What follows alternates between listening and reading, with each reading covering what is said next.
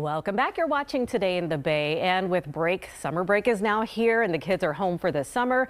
And if your child was receiving speech and language services at school, you might be looking for methods to assist your child's progress during the summer break. And joining me today is Marcia Pinto, a speech language pathologist for the San Jose district. And I really appreciate you being here. You gave us such great tips during April. We were talking about autism awareness. And so you're back today to give us some great information for parents.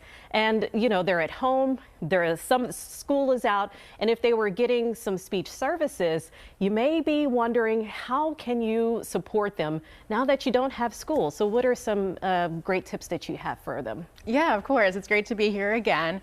So every kid knows that the best part about summer is being able to sleep in, being able to stay up late.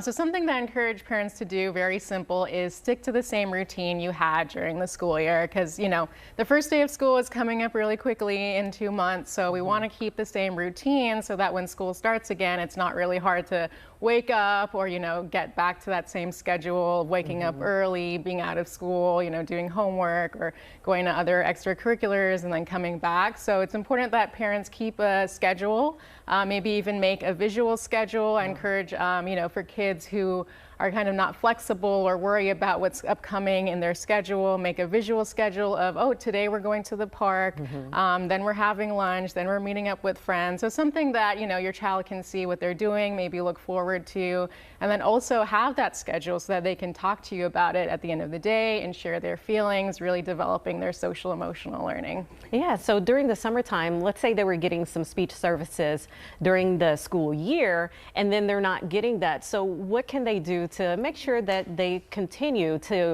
on the progress that they were making? Yeah, so there's actually a lot of free things parents can do, everything from going outside to your backyard, going on a walk, maybe just going to the park, making sure they have some play dates. So learning doesn't have to be, reading books all the time. Learning is going out there, talking about what you see at the park, commenting on things, maybe making some new friends at the park, practicing initiating conversation. So I encourage parents to do that. You can also do activities at home, like, some science experiments. So these are things that, that you don't learn at school. You more focus on academics. So things like learning how to cook, maybe focusing on hobbies and crafts. So these are things you can really help your child develop their hobbies, so that when they go back to school, they can, focus more on the academics. Yeah, and I know for my kids, we're really working on that social interactions now that it is summertime. And so you do want to make sure they have that schedule so that they feel more comfortable. It also makes it easier for the parents too, when the kid is not just like, what is happening? Why are going to school? And you have to keep that routine. It's so important. So how do you keep them from regressing during the summertime from all of the progress that we made throughout the school year?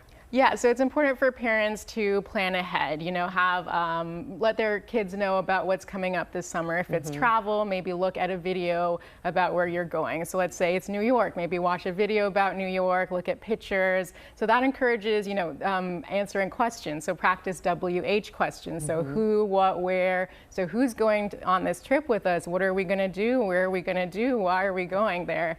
And it's also important to, prepare other family members and everyone else traveling with you. I also encourage parents, to let flight attendants know if they need anything, if their child is very sensitive to noises on the airplane, bringing headphones, bringing comfort toys or blankets or anything that provides that security, especially while you're traveling. Yeah, and this has been a summer that all of a sudden it hits you and you're just like, oh, what do I do now? So those are some really great tips for the visual schedules and making sure we're working on those social interactions and then preparing for travel as well. So yes, the really great information. And we want to make sure that we can find some more information about some of those things. Where can we look to find out some more tips? Yeah, so First Five is a great resource for anyone under 5 for speech and language development. You can also go to the American Speech Hearing Association website. There's lots of tips there for the summer.